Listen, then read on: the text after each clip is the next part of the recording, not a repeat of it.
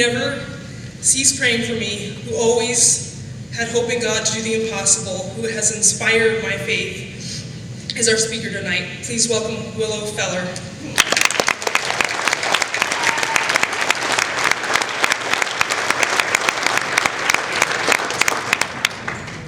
Wow, that's a hard act to follow. But it is such a privilege to be here tonight. It is absolutely unreal. There's no way on earth, back in 2005, when I was driving Annika, and we were at the end of our rope, and we didn't know if she was gonna make it, and Teen Challenge was our last place of hope. There is absolutely no way on earth that you could have told me I'd be standing here tonight, and our family would be here, and our lives would be filled with so much joy and so many blessings and so much hope. It is truly astounding. God is really, really, really good.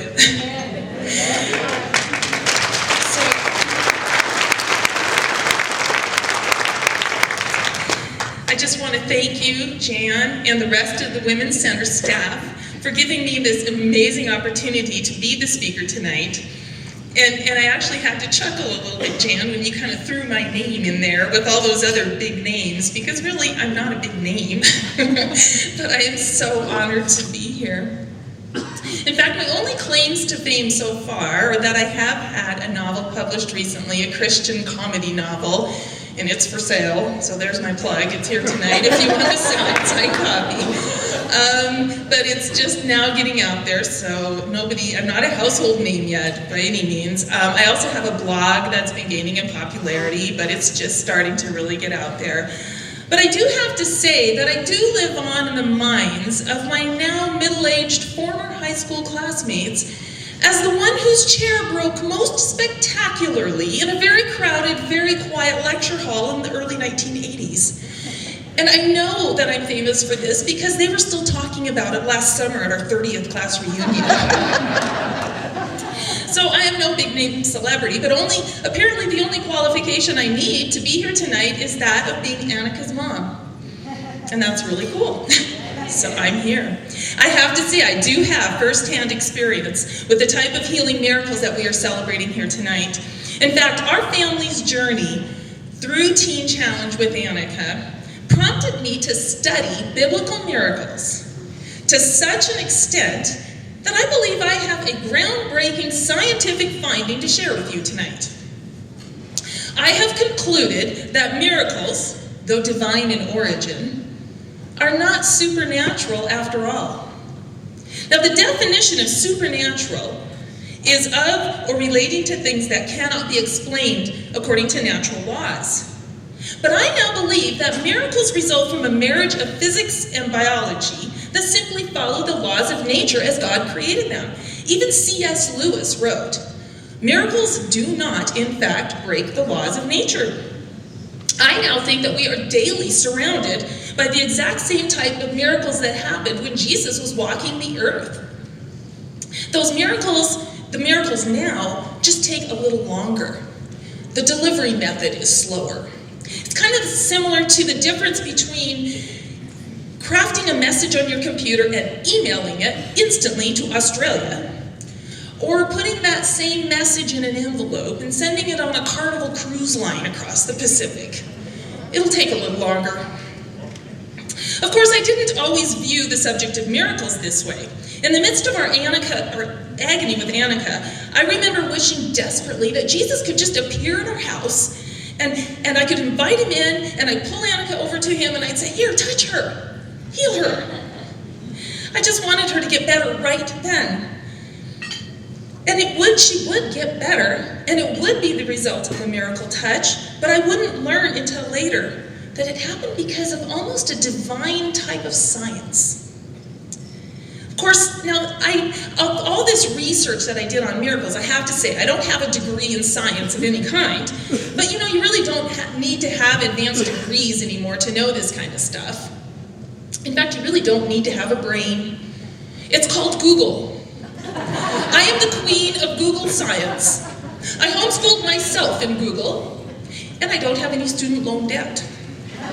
So with all of this advanced Googling under my belt, I'm going to give you a bit of background on the events that sparked an epiphany that generated my hypothesis on miracles, and then I'm going to talk about how our family's Teen Challenge experience advanced my theory into fact. So first for the background. I suffer from a rare neural disorder. I have had this chronic and fairly debilitating condition most of my life. It is a condition that mostly impairs my motor skills, both my fine and gross motor skills. I may look fine now, but when I'm in the middle of a flare-up, I can experience bruising, sometimes even scarring. So what is this condition? It is called klutziness. I am a severe klutz. Klutziness stems from an inability to stay focused in the present, on what is in front of me. My mind wanders. As I get lost in my own world, I become oblivious to what is happening around me. Klutziness is also characterized by what I like to refer to as emotion impairment. As a motion-impaired person, I am fumbly, accident-prone, just plain unlucky, more than most people. My impairment also results in a chronic tendency to rush. I frantically rush all the time. I rush here and I rush there, but I never really get anywhere. In fact, the faster I move, the slower I think. And that is a dangerous combination. In fact, I am what special education teachers would refer to as a slow processor. So years ago, in 1989 to be exact, I watched the first episode of what would become for me the most therapeutic TV show ever aired. This show did for klutzes what the movie Rain Man did for people who suffer from autism. It brought increased awareness of and sympathy for this condition. I am talking about America's Funniest Home Videos. When I saw that very first episode, I was delighted. There are more people like me out there. There's a lot of people like me. And sure, maybe everybody was laughing at them, but even that could be considered a ministry of sorts. Because I found out that sometimes even my whoops moments could engender bouts of praise from God. When, upon seeing me walking around in public with the entire back end of my shorts ripped wide open, and I don't even know it, they would look at me, and even atheists would raise their hands and say, "Thank God I'm not that woman." And I have to say that that moment really happened, and that was a slow processing moment for me because I remember that day. It was a really hot day in eastern Montana. That's why I was wearing shorts. And I was just not thinking. All I was thinking was, wow, it's so hot outside, and in front of me is like summer, but behind me it's kind of wintry. I was feeling cool breezes back there. But all I was thinking was, am I walking through a rogue geothermal current? So, America's Funniest Home Videos is therapeutic for people like me, and I'm especially captivated by their slow motion clips. I love how slow motion captures especially facial expressions. And I have found that unfolding the rate that unfolding disasters unfold at can capture amazing scientific educational details you would never see in real time. Chains of events details where one thing leads to another, which leads to another. In fact, I was thinking that one day when I was watching one of their clips and they had somebody on a pogo stick, happily bouncing, doing fine. But I knew this was a slow processor like me because it was winter. And they were heading for a patch of ice. And I can remember fascinated with the biology that the slow motion showed in this person's face as you could see in slow motion that perky upturned smile slowly, fascinatingly, muscle by muscle turned down. And whatever muscles there are that control around your eye sockets started widening. And their eyebrows went up as, according to the laws of physics and gravity, their out-of-control death stick now went down, down, down, down, and they slid right under a car. And I watched that and I thought, wow. And then all of a sudden, I had my epiphany. I had that moment that hit me. It spawned a fateful question. I thought, wow, if disasters can be so educational when viewed in slow motion, what would we see if we could take a moment of blessing or good fortune, a miracle, and slow it down? Now that required some research. So I started first thinking, and I opened my Bible. I didn't Google this at first. I just opened my Bible, the old-fashioned manual method, and I started in the account of the paralyzed man in Luke 5. Now this is a really interesting story, and I was finding I slowed my reading pace down as I started reading these different miracle accounts, and I thought these stories are as fascinating as America's Funniest Home Videos.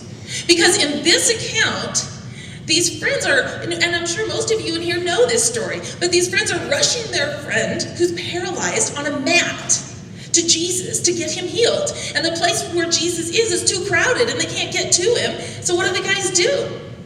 They climb up on a roof. And I don't even know the structure of Middle Eastern houses during this time, but however they did it, they dug through the roof, pushed aside the roof tiles, and lowered their friend so that he came down right in front of Jesus. At first I thought, if I was the guy on the mat, I don't think I'd want a klutz to be on one end of it. But anyway, so I was thinking about this, and I thought, the part that really, really grabbed me was the first line of this story when it says, "And the power of the Lord was present to heal the sick." And that same power is mentioned in other miracle healing accounts. It's the story of a woman. It's in the story of a woman who had been bleeding for 12 years, and she just reaches out and touches Jesus' robe, and she feels that instantly she's been healed, and then Jesus whips around and says, "Who touched me? I feel power leave me." And then the same power is mentioned when Jesus reaches out and touches a man with leprosy, and he's instantly healed. And I thought to myself, wow, there are so many biological cell regeneration events that are occurring in that moment of touch. And it was just amazing to me. And as usual, my mind started wandering all over the place, thinking about the time aspect, that Jesus was doing something instantly, and yet all of these things that we know to be true, like healing and regeneration, were occurring, but they were occurring not in the time frame that we perceive them to happen in. It was happening in an instant. And I started Googling, because I thought about Einstein's theory of relativity. Don't ask me why, because I'm not really all that deep, but that thought hit me. And I looked up, and I found that Einstein's theory overturned the idea that time is a steady, continuous progression of events. Einstein showed that the faster an object travels, the more slowly time passes for that object as measured by a stationary observer. Now keep in mind that these kind of changes, these distortions in time, will only occur the closer you get to the speed of light. And the speed of light is 186,000 miles per second, not per hour. It would be like over 11 million miles per hour.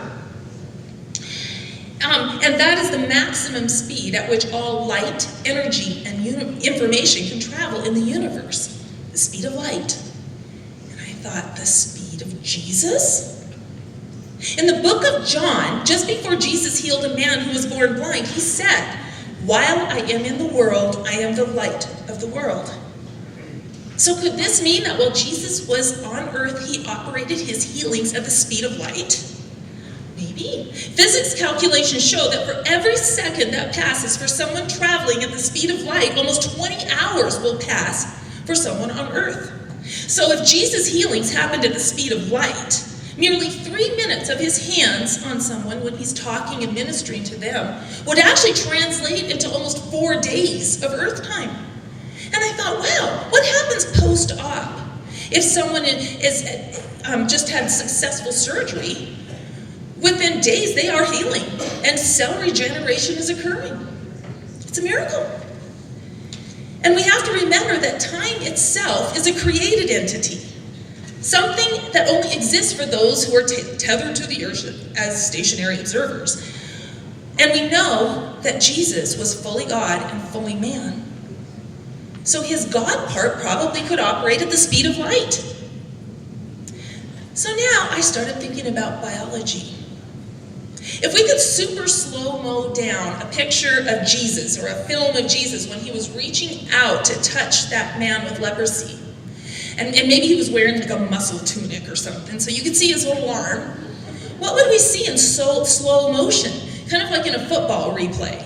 As his arm is reaching out, you start to see those muscles contracting, or the extensor muscles of his forearm pulling, and things reaching out, and muscle by muscle, and bit by bit, in slow motion, things are happening to power his arm, that powers the touch, that transfers the healing.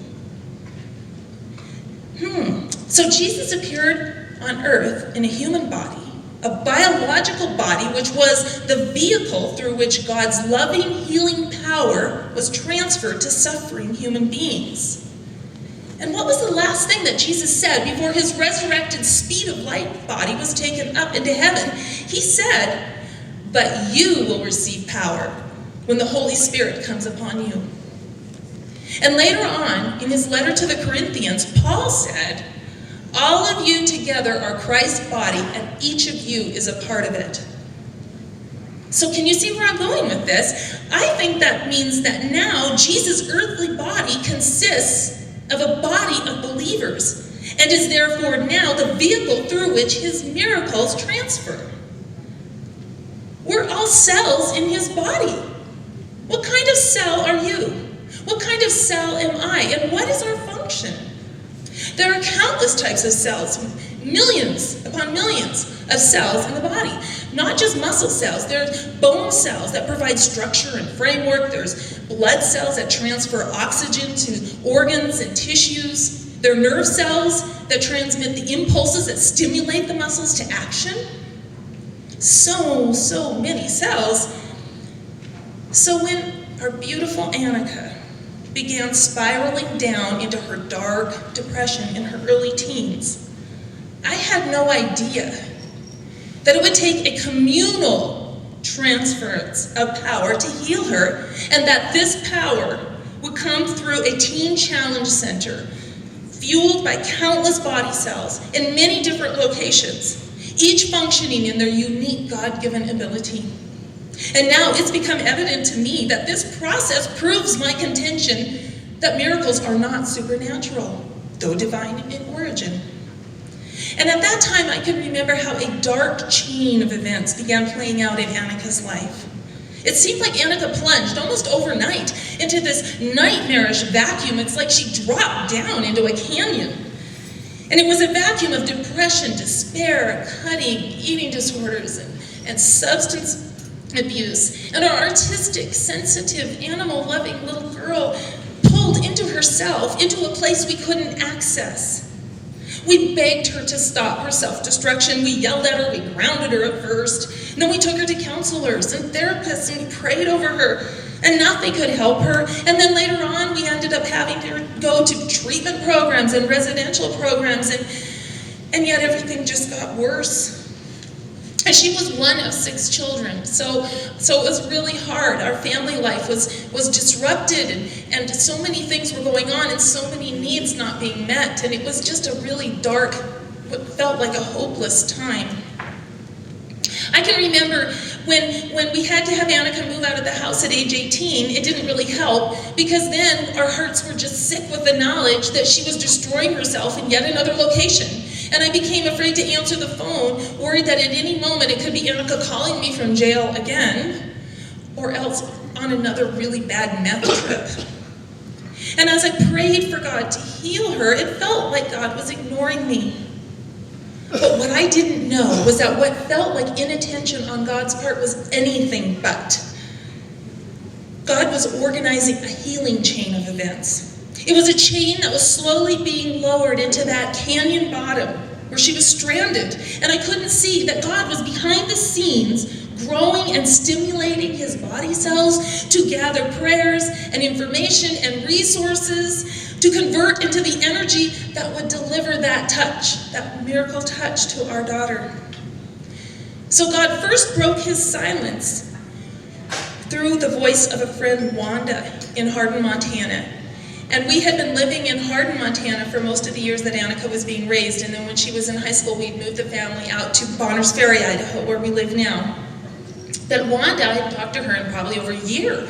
And out of the blue, a phone call came one day, and she said, "Willow, Dave wanted me to call you," and that's her husband.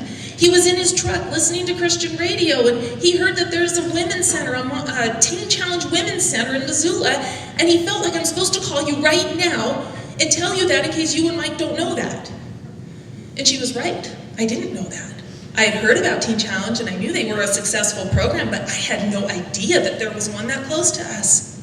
And that phone call came on one of the moments of my deepest despair. That phone call would become a vital link in a chain of power that would eventually tow Annika only a few months later through the front door of the Women's Center here in Missoula back in 2005. It was still at the place on South Avenue, actually. And in that Teen Challenge Center, for the first time, there was hope for our family. Annika would no longer be infected or dying like a cancer cell.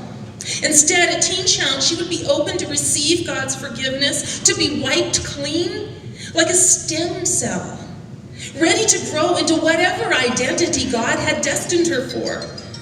And Annika would be revived by a touch that could restore her brain matter, correct her diseased thinking, the thinking that made her vulnerable to the enemy's lies. Now, it wasn't an overnight process. And now, years later, at the slower speed of Earth time, Annika's still hammering out all the details. But I know without a doubt that all of you together helped save our daughter's life. How can I ever thank you for that? So I have one last point to make. Now that we've talked about how modern miracles can be advanced through community, we need to look at the number one hindrance to miracle working. And yes, it would be disunity, but disunity as it springs from something that I call oblivious desensitization. Because we're not going to join in an effort if we're oblivious to the need for it, or insensitive or even desensitized and don't even care. That was kind of how the Pharisees were during the time that Jesus was touching and healing people. They were always standing right there to criticize it. People were being healed and set free right in front of them, and yet they were there to put their 2 cents of disapproval in. And it was always because he did it outside of their system.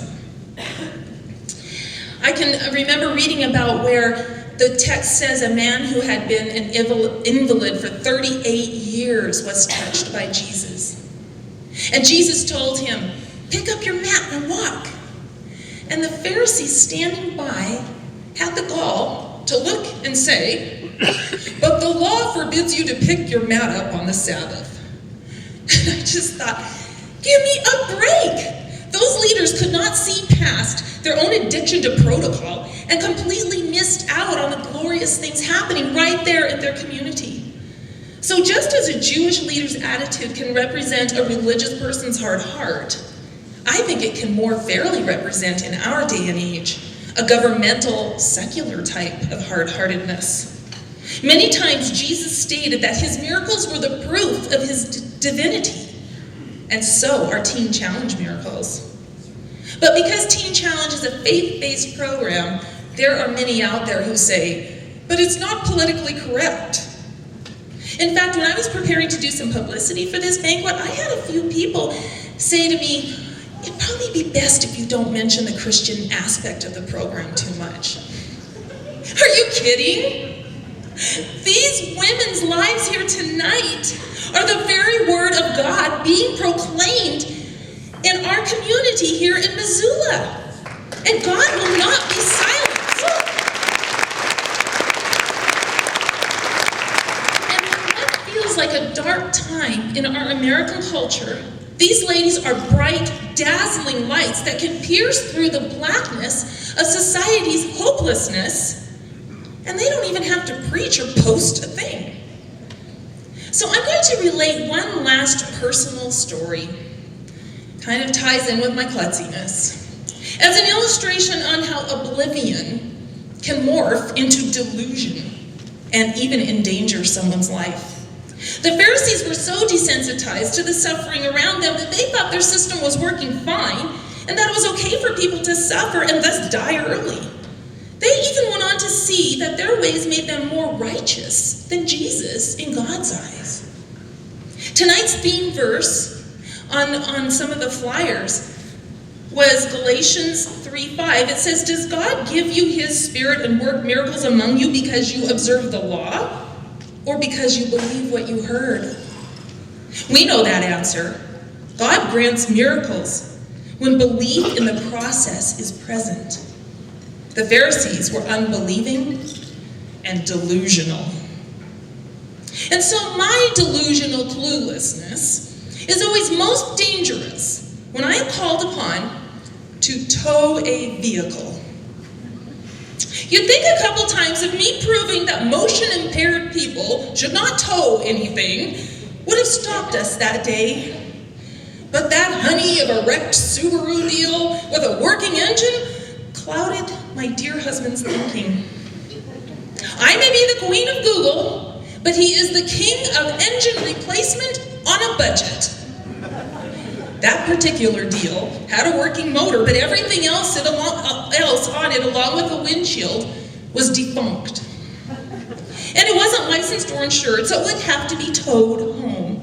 A full 75 miles. From Laurel, Montana, west of Billings, to our home near Crow Agency, Montana. And it would have to be towed with a motion-impaired driver at the helm, and a 4-year-old spotter with me in the Dodge Dakota pickup, and nothing but a flexible swinging chain tethering the Dakota to the Subaru. And I say terrifying drive because I was terrified. I was terrified to tow anything, but I was even more terrified to be back there. So I decided to tow in terror. Our journey first took us through Billings on a frontage road, and of course my slack and jerk driving style certainly required vigilance on Mike's part, but little Gabriel, facing backward from the pickup, manned his spotter's post and gave me frequent reports of his father's facial expressions. I needed Gabe's help because I'm also left-handed, and as a left-handed motion-impaired person, I do not do well with mirrors at all. I need to just keep staring straight ahead. Is Daddy still back there? He's frowning. Oh. And I have to say that as the youngest of 6 kids, Gabe was and is very low-key. He's really, really laid back. He's seen it all. And he just is Gabe. So we actually made it through Billings, and I started to gain confidence. Enough that ascending the winding little mini pass that takes you out of Billings and up onto the old Hardin Road didn't faze me anymore. I was actually beginning to enjoy myself. Enough that I could even relax and sing a few praise songs with Gabe as we drove. Rejoice, rejoice. How's Dad doing? Don't know. There's a dust cloud behind us. Really? Oh, I see him now. He's on the other side of the road. You know, that was puzzling because his car could steer. I wondered why he had steered over there. Maybe he was afraid of being too close to the edge. So I gunned the motor. I knew Mike would want to get home as quickly as possible, and my confidence grew. I found myself going faster, and I bore down into the next sharp curve like a race car driver. I was starting to feel really good. I got this. Mom, Dad's back behind us now. He's waving. Wave back! Looks like he's yelling at someone. Maybe he's singing praise songs like us. My oblivion was processing into delusion. I started thinking that Mike was probably praising God for his wife, for having chosen so wisely all those years ago, for choosing a woman who could drive a truck and tow a car. Mom, Dad's shaking his fist out the window. His hand must be cramping up. But he's fine. I told him, honk the horn if if you have any problems and I don't hear the horn. Mom, 2 hands are out the window now. I think he's singing louder. You know, I bet he has to go to the bathroom. I'll stop at the top of the hill. So I gunned the motor, feeling an intense jerk from behind, and crested the hill, proud that I got us up so fast. I then jolted us to a whiplashing stop beside the deserted road. I got out of the pickup in time to see Mike slinking ragdoll-like out of his car. His face was magenta-colored. He was sweating like crazy. He was shaking violently. Oh dear, do you have to go to the bathroom? I just did. Why do you want me dead? Oh dear, no. You do too. You're trying to kill me. What were you doing around those curves? 80 miles an hour, 90 miles an hour? Over to the edge and then back over to the rocks and over the cliff and then back over to the rocks. I am not your yo-yo to toy with. Why do you want me dead? Honey, no. Goodness, I told you were supposed to honk the horn if you had a problem. I tried. It fell out of the steering column. Oh, well, we should have standardized our hand gestures. His eyes bulged scientifically. Is it this? And this? And this? And this universal? I had been oblivious. And miracle of miracles, no thanks to me, that car fired right up. And Mike pulled the chain out from between the two of them and took off in that old clunker down the road. No help from his delusional wife. So now tonight, let's not be oblivious to the needs right behind us, around us, in front of us.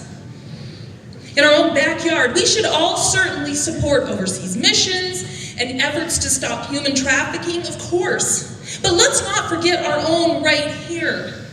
Montana's drug and alcohol abuse rates have consistently been among the highest in the nation for all age groups. The drug-induced death rate in Montana is higher than the national average. So if you haven't yet consistently supported Teen Challenge, I would ask you to consider doing more. You know, when you position yourself within the body to help transfer healing somewhere else, you become a conduit. And conduits are touched by the same power that goes through them. So your own needs could be touched and blessed as you're helping to keep this current of miracles flowing. Toward the end of his life, Jesus said, "Anyone who has faith in me will do what I have been doing. He will do even greater things than these because I'm going to the Father." He was saying that his physical body was leaving the earth, but he was leaving in place a worldwide spiritual body with the potential to perform an even greater magnitude of miracles than he could do while he was here in his single body. So friends, be part of something huge, something that publicly proclaims God's presence in an ailing society. Let's together power the next decade of Teen Challenge miracles. Thank you.